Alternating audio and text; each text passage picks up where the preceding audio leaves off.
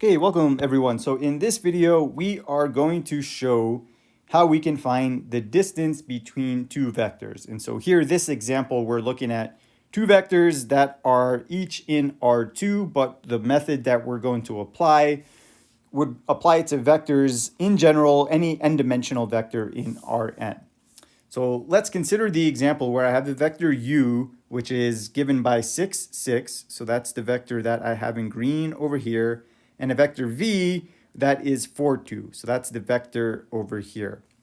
And I would like to calculate the distance between these two vectors. And so by distance, what we mean here is going to be straight line distance that goes from the vector where v ends all the way up to vector u.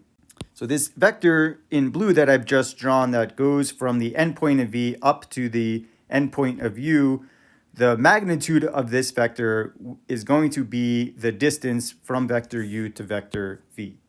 And so how can we identify this vector? Well, this vector, I'll call it w, the one that I've just drawn in blue. This vector w is the vector so that when we add it to v, it's equal to u.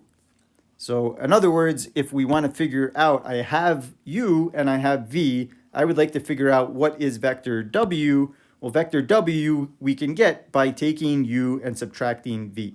So this vector in blue is equal to the green vector minus the red vector. So I would take vector u minus vector v, and so in this case, we subtract the first entries, and that's where the 2 comes from, and then we subtract the second entries, and that's where the 4 comes from.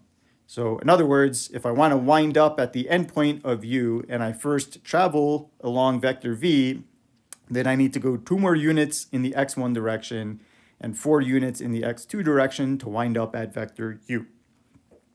And so now the distance between these two vectors, u and v, therefore, we can find as the magnitude of this vector w. So in general, for any two vectors u and v in Rn, the distance between those two vectors is going to equal the magnitude of the difference of those two vectors. So it's going to equal the magnitude of u minus v. And in this case, the vector w, u minus v, was 2, 4. So after I identify this vector w, next we find the magnitude of this vector, which in this case would be the square root of its first entry squared, 2 squared, plus its second entry squared, 4 squared. So this gives me the square root of 4 plus 16, which gives me the square root of 20. So we would say the distance between vector u and v, therefore, is equal to the square root of 20.